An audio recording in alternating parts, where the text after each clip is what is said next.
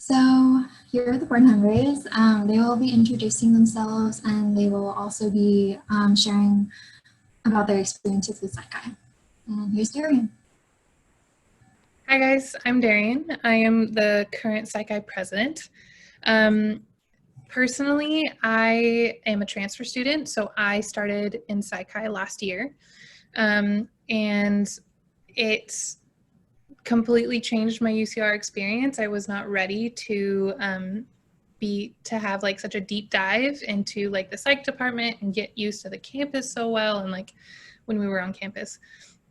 But I was able to get my foot in the door for a lot of opportunities because I was a part of Saikai that I would not have been able to if I hadn't joined. So I was in a research lab by the end of fall quarter, which is like crazy, but because of Saikai and using all the resources that they offer, I was able to get my foot in the door for things that it would have taken me a whole year to like figure out on my own. So I'm very grateful for that. Thank you, Darian. So next would be Jesus, the vice president, but unfortunately he wasn't able to make it today. But yeah, that's Jesus. And Amy, would you want to go next? Yeah, so I'm the current secretary of Saikai, and so you'll be getting like emails for general meetings and just general announcements from me once in a while. And my experience with Saikai started with the first year of like freshman lay member program that Austin Attaway started, and you'll hear more about the history of that later. And I just kind of like got to learn more about what grad school was like, and kind of had like more people to like talk about psychology with and like their interests, and it kind of like drove me forward into getting to a lab and like getting an internship and stuff like that. So that was pretty cool. So I'm Corinne. I'm the treasurer for Saikai. I joined Saikai like in the middle of my third year. That was like right after I changed my major to psychology, and Saikai really helped me like adjust to everything because like I wasn't really aware of like any of the opportunities or like any of like the like career paths that I could take. I just knew that I was interested in psychi or in psychology, and it was great to be able to meet so many new people in psychi that like had the same interests as me, and like the guest panels were really helpful, and they were able to like really open my eyes to like the different possibilities. I think, yeah. So next would be Hallie. Hello, my name's Hallie.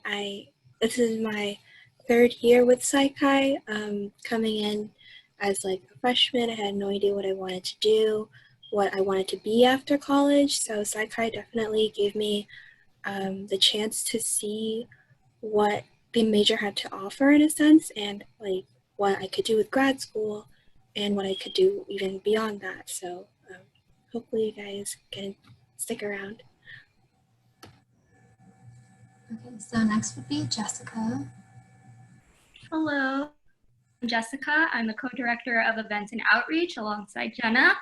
I first came into Saikai as a freshman. I was also part of the freshman lay member program, and the reason why I joined was because I really liked the people that were in there. I love the information that were given to me, so I could better advance my career in psychology. And overall, it was just a really good experience, and I hope you all have a good experience with Saikai as well. Next would be Jenna. As Jess noted, I am the other director of events and outreach. I was also one of the freshmen in the freshman lay member program, so it was Amy, Jessica, and me, the three of us. It was nice getting to know them and everyone else in the program because we became like a mini family, and I think like that's what made me stay in the program and stay in Saikai and go on to become a board member, just like that family aspect and just having a beautiful community to bond with and get to learn more about psych with. Can we go on to the next slide? Yes, so as you can tell, Corinne and I are the coordinators of the program. We're really excited to work with you all, either through this info session, through Saikai in general, or even like through the program. And next, we will have Darian present the general Psych stuff.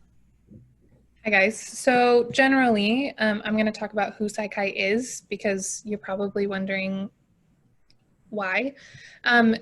If a few of you came to our most recent general meeting, this was a bit of repeat information, but if you are new, I just wanted to give you a taste of like who we are, what we're for, and why we're probably the largest, well, we're the largest psychology association on campus. There's a psych club, but they don't have nearly as many people at their meetings as we do. So Psych is an honor society, which means that we are GPA required. You have to be on the honor roll to become a member, but that doesn't mean that you have to be on the honor roll to be a part of our organization or to attend meetings or events. We're here to promote scholastic achievement for all psychology students. So I apologize, my dog just came in.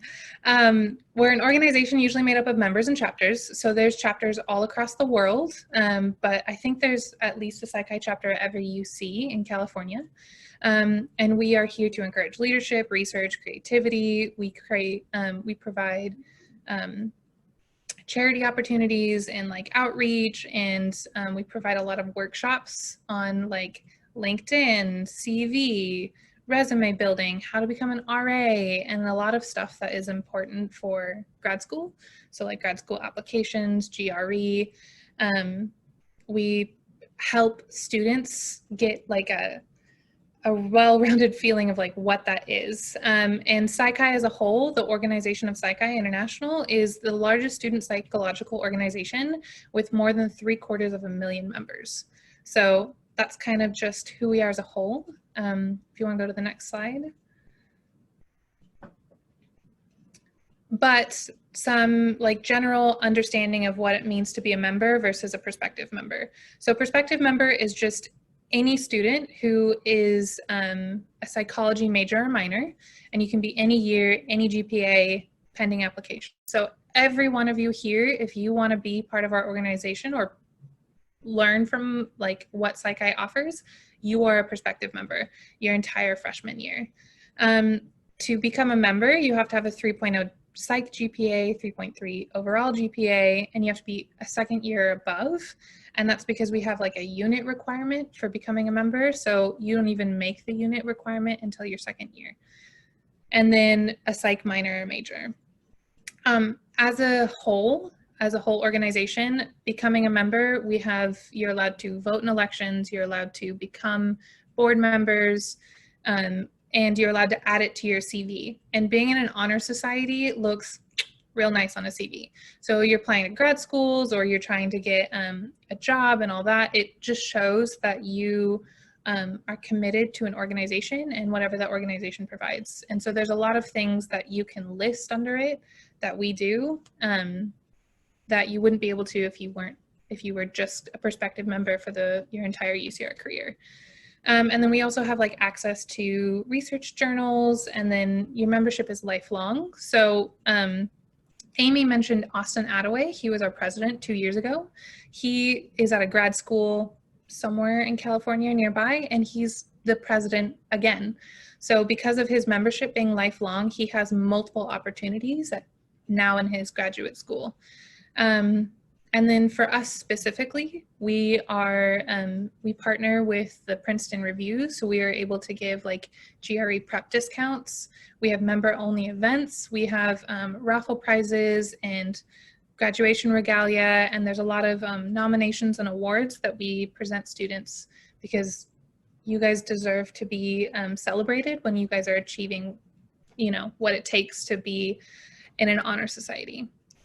So that's just kind of a general feel of what we offer and who we are, and I'll give it away to Jenna unless you guys have any questions. Put them in the chat and I'll answer them.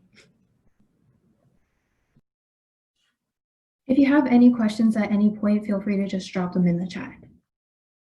If not, we can move on to the next slide, Corinne.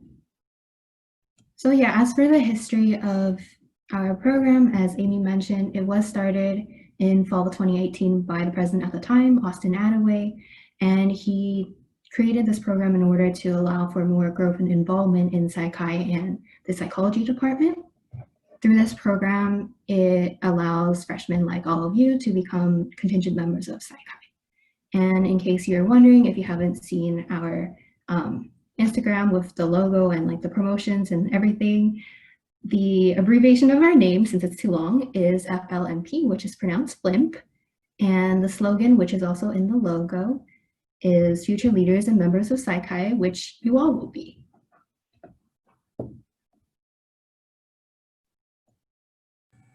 Sorry, I was trying to unmute. So why join the Freshman Lay Member Program?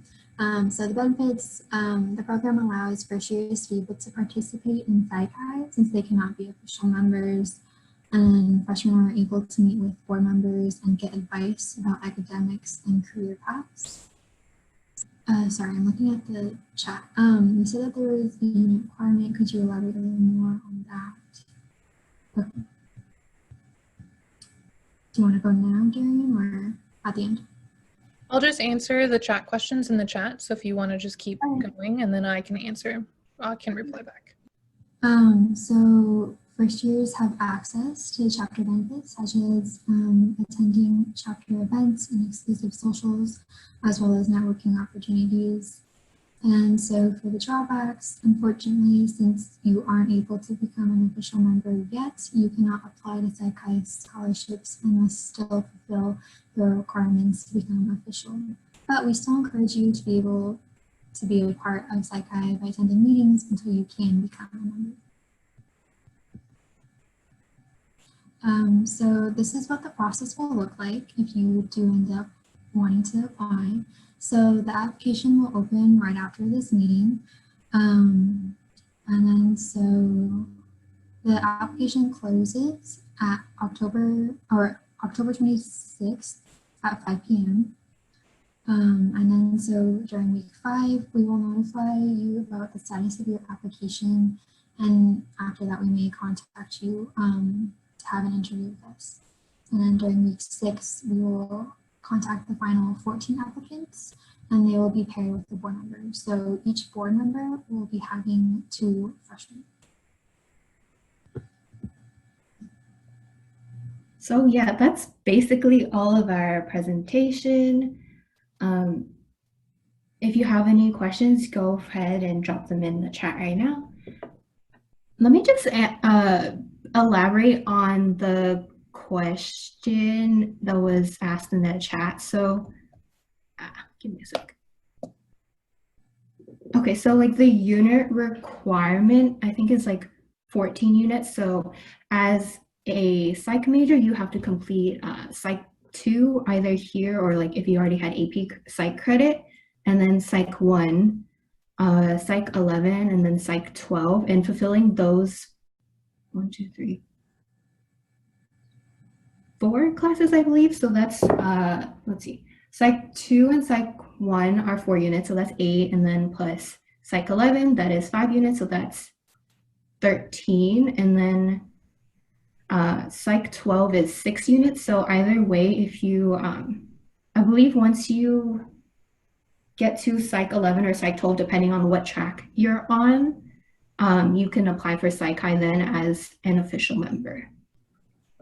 And to add to that, we also have like a minimum of 54 quarter units, so which is why it takes usually into your sophomore year to become a member, because there's just a minimum unit requirement to become a member for the Psych International. These are not rules that we made up as a chapter, but the organization as a whole.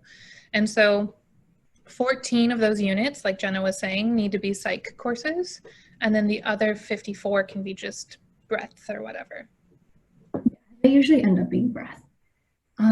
So filling out an application does not guarantee you a spot. So yes, we look at all the applications, and then from those we will choose the interview. So not everyone who completes an application will get to the interview process. And then is the interview a part of choosing members? Yes. So from the interviews, we will be selecting the final members for FLMP. Are there any other questions? If you don't mind, can I ask another question? So say that if I were to apply, for an example, like if I were to apply this year and I don't get in, can I apply again next year? Or can we only do one application? Are you talking about Psych-I like generally or like the freshman member program? To be officially in the program, because like say like I don't make it past the interview, like can I apply again? Oh, no, there's no interview for like Psych-I, but there is an interview for the freshman lay member program. So by I think to clarify Sarah's answer, I think she's asking like if she doesn't get in this year as a freshman lay member program, can she apply next year? And I think since the freshman lay member program lasts for the entire year, like school year, you would just apply to be like an official member of Psych-I your sophomore year. yeah, so and that's just an application. That's just filling out forms. By your second year, you wouldn't be considered a freshman anymore, so you wouldn't be eligible for this program. Oh, okay. So the interview is for the actual membership into the Honor Society, and then this application is just for the freshman thing, right? No. So, okay, so for the freshman lay member program, you need to fill out the application, and then after the application, there's an interview, and then after the interview, if you are selected, then you will be in the freshman lay member program. For Psych-I, they would you would need to fulfill like unit requirements and then fill out the application and then get like approved by like your academic advisor and meet all of the requirements, and then you will be accepted into Psych-I. Sorry, I don't know if that was clear. Oh, okay, for sure. All right, thank you. The application link is closed as of right now. As we mentioned earlier, it will be open after this session is over. So like after all the icebreaker activities, which will end around 7:30, we'll open it around then.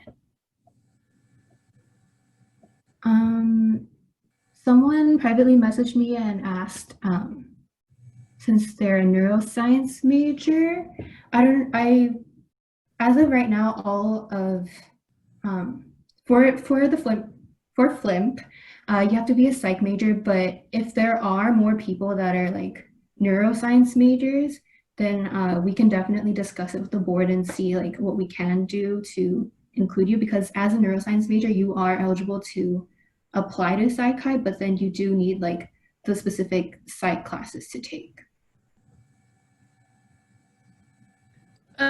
Something that I feel like I need to clarify, you don't have to be a member to come to our meetings and workshops. So everyone is invited, regardless of whether you make it in the FLMP program or you don't. If you are a psych major or minor, you are welcome to most events at Psych-I. So that includes our general meetings, our workshops, our community outreach events. It just means that you're a prospective member, and then there's like extra things that you have once you are able to become a member. So you guys don't have to worry about whether you can go to our general meetings or anything this entire year because you didn't make it into the FLMP program or you can't become an official member yet. All of that is for the future. We're trying to help you guys understand that like in the future, maybe that next year you guys will be able to apply, but for right now, you guys are all prospective members and you're welcome to everything that we can offer to you as a prospective member. So you can definitely start attending our meetings and events, and our general meetings. Amy, if you could put the information in the chat.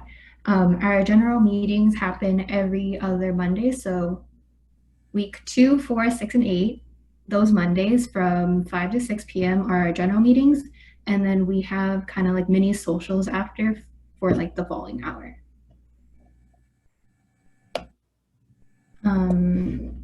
Again, if you missed it, we will be sending out the application, the recording of this presentation, and the slides to this presentation at the end. So like after the Zoom recording kind of like processes and everything, then we'll send out all the information, excuse me. And again, the application closes on October 26th at exactly 5 p.m. And We highly encourage all of you to complete the application and submit it as soon as possible. And yes, as Hallie said, all of our meeting and event information is on our website and on our Instagram, which is on the slide right here at sci_chi_UCR. Does anyone have any other questions? Wait, so just to clarify, if we don't get in through the application process for FLMP, we basically get to attend all the events and socials, but we just don't get like the mentorship or like the board member to be paired up with. Is that right? Yeah, that's pretty much right. If you don't make it past the application process, you will, as long as you like still come to the SciCa events, you will still be considered just a regular prospective member. Any other questions? So like the perks of like being paired with a mentor is that you kind of get like an early like idea of what you want to do in the future from us, like from our experience, and as well as like kind of networking. And like I know like a lot of people who got paired up with their mentor kind of like new labs or new people like professors that you could like have like, you know, oh yeah, I'll talk to that professor and try to see about getting you into that lab, or we can also work on CVs and like just other stuff. It's more like an intimate like mentorship and mentee relationship than like just being like given general information. Like it's more geared towards your specific situation. Yeah, and as someone asked in the chat, we do record our general meetings as well. So in case you missed them, we will put that on our YouTube channel and we'll send them out in like the emails. If you aren't, I believe we will add you to the email list after this presentation too. We can definitely add you to the email list. And if you have any like follow-up questions about the application or like anything about SciChi in general, you can definitely email us at ucrscichi@gmail.com. Amy, if you could put that in the chat too. And yeah, I would prefer if you ask questions about the application to our email rather than the Instagram. Are there any other questions?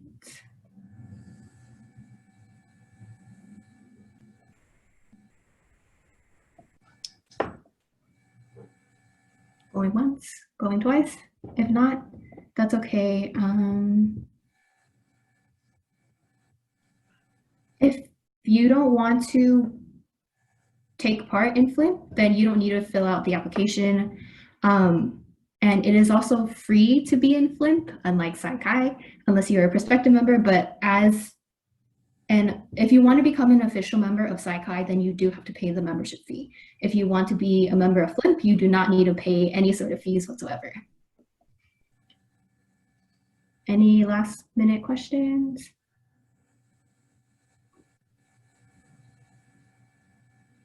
Yeah, FLMP is kind of like a head start in getting into SciChi. And we're basically guiding you through the whole process. And there are like classes too, like if you need advice on what classes to take, like what you're interested in, then like we could definitely help you with that too.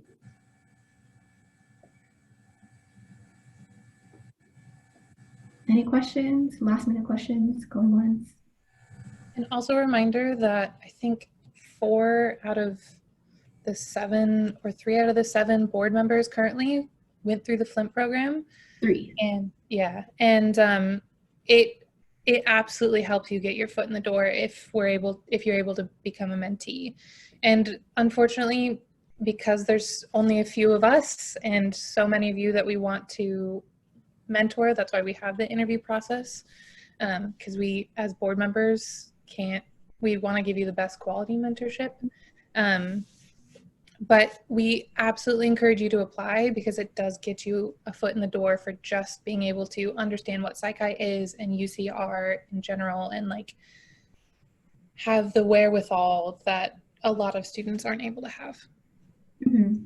As for the application fee for SciChi in general, it is $60 for the national membership, and then I believe it's $10 for our local chapter fee. Any other questions? Yes, the program will be taking place for the whole year. So this is like the only application round.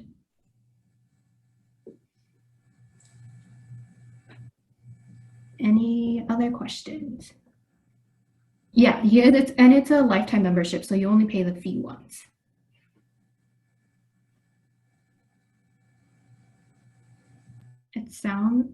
It seems like that's it for questions, so I'm going to go ahead and stop recording.